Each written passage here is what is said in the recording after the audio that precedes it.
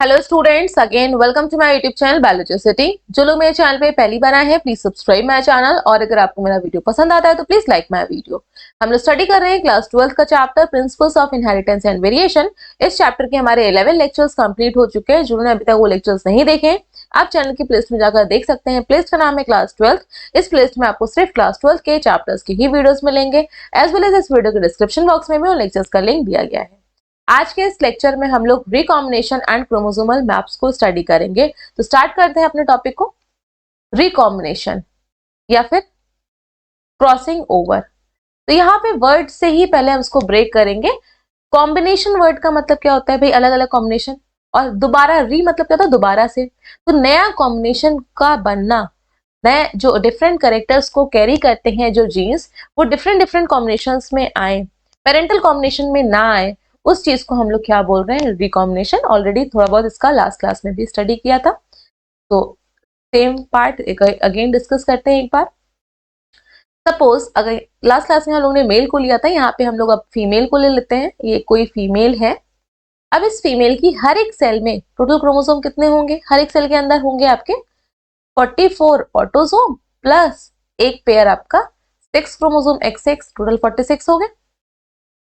अब जब इस सपोज ये बात करते हैं, ये जो सेल है ये गैमेट को फॉर्म करने वाली सेल है, इसको हम लोग गैमेटोसाइट बोलेंगे, गैमेटोसाइट। अब इस सेल में जो जिससे कि ओवम बनेगा, ओवम मतलब एग सेल बनेगी, उस एग सेल में हाफ सेट ही तो होगा क्रोमोसोम का 22 प्लस एक्स। ये किस प्रोसेस से होता है डिवीजन, मियोसिस से। एक ही एग सेल बनती है, मियोसिस। अब ये क्रोमोसोम जो 22 है भाई, इनके इस जो ये फीमेल है इनके भी तो मदर फादर है, तो ये आपका 44 में प्लस XX, इसमें से 22 and 22 comes from the father side इनके, and 22 comes from the mother side, mother side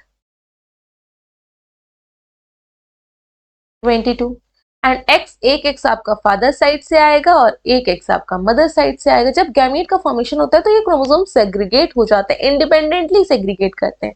ऐसा नहीं है कि ये जो ओवम में 22 आए या ये सिर्फ मदर के ही आए या सिर्फ इनके फादर के ही आए, ऐसा कुछ नहीं होता है भाई, कोई भी आ जाएंगे, लेकिन हाँ एक एक होना चाहिए।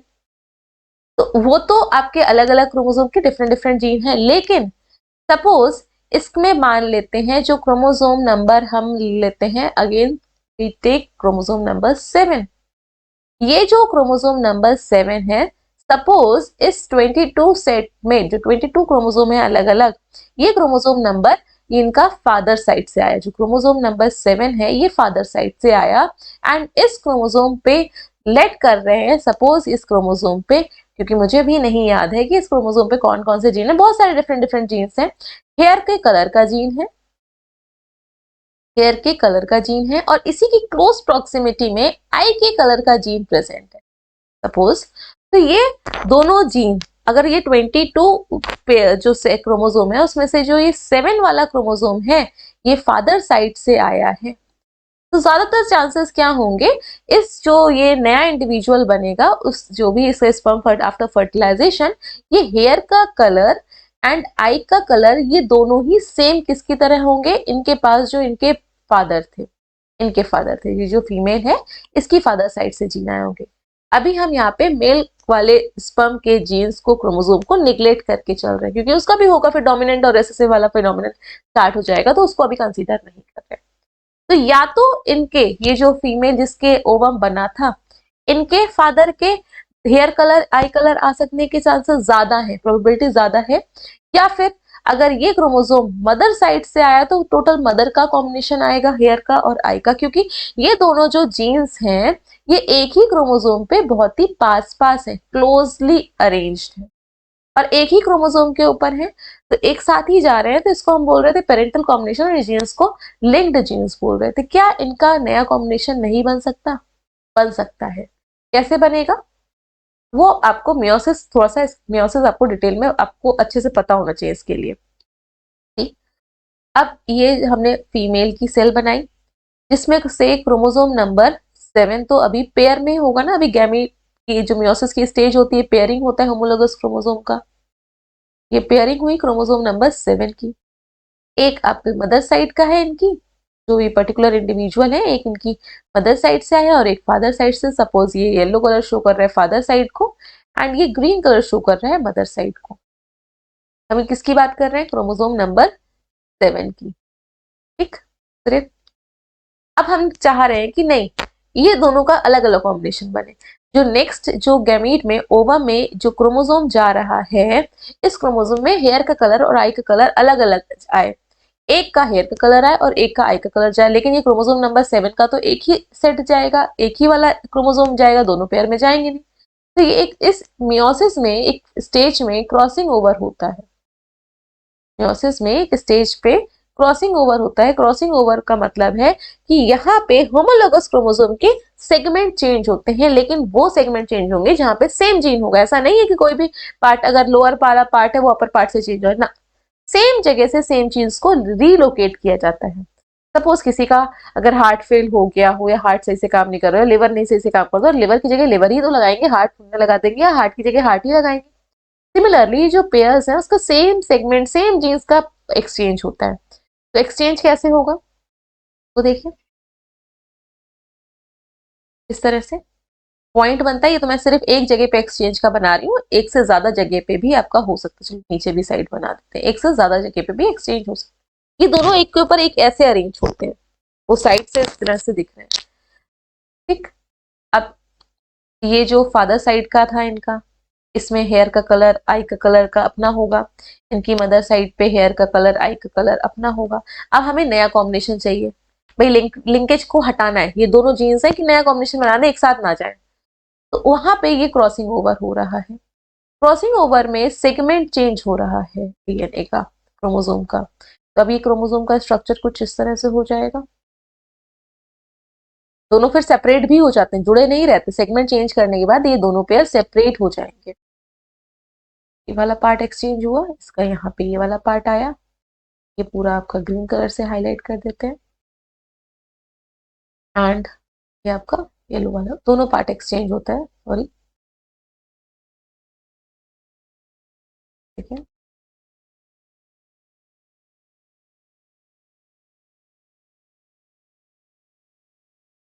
पूरा पूरा, क्योंकि दोनों क्रोमेटिड्स है,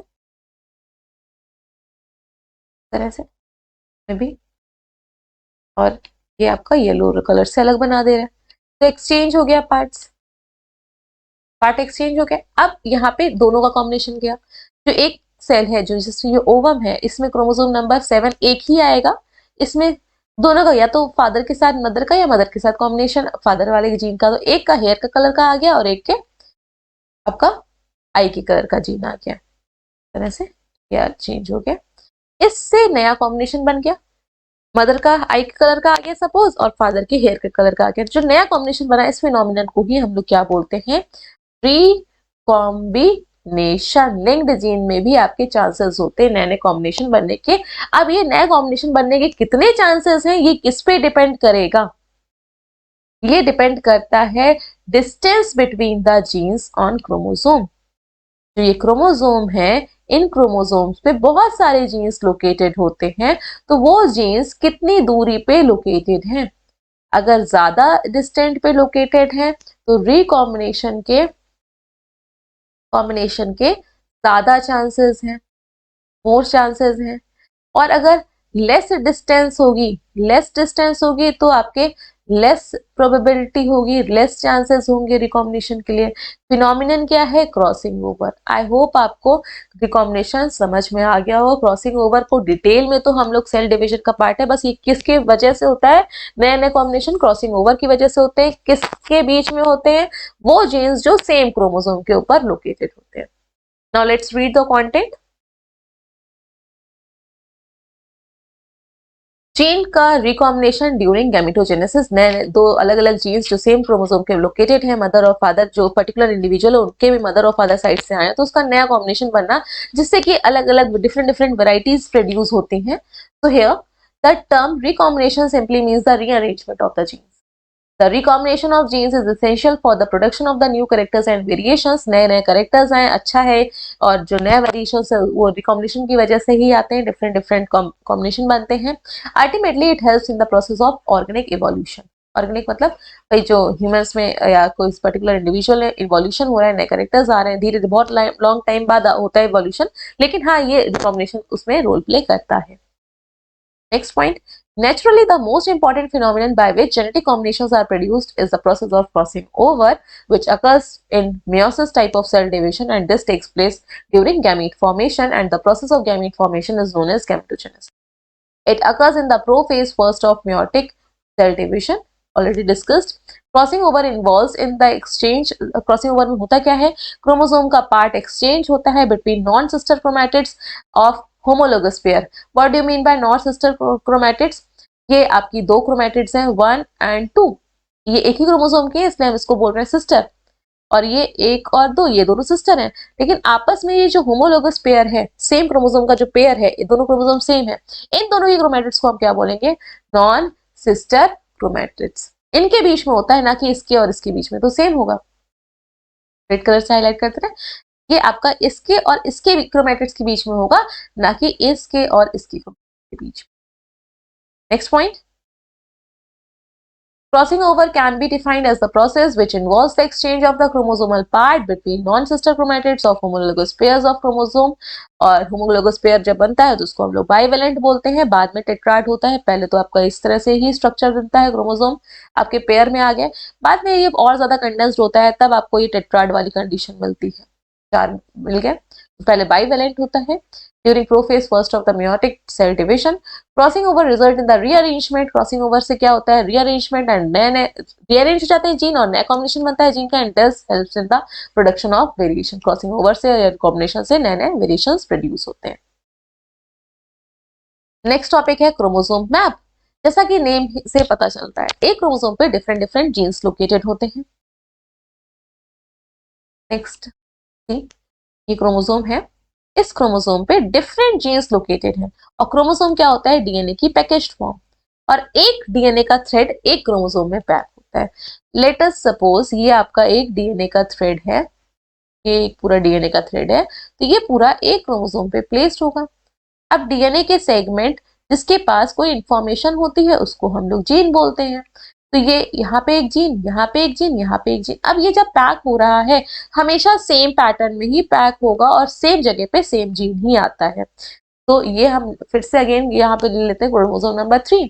तो क्रोमोसोम नंबर 3 जो आपका डीएनए पैक हो रहा है, जब भी क्रोमोसोम नंबर 3 पूरी तरह से बन जाएगा, पैक हो जाएगा डीएनए, तो पर्टिकुलर जीन जो यहाँ पे प्रेजेंट है वो यहीं पे ही आएगा.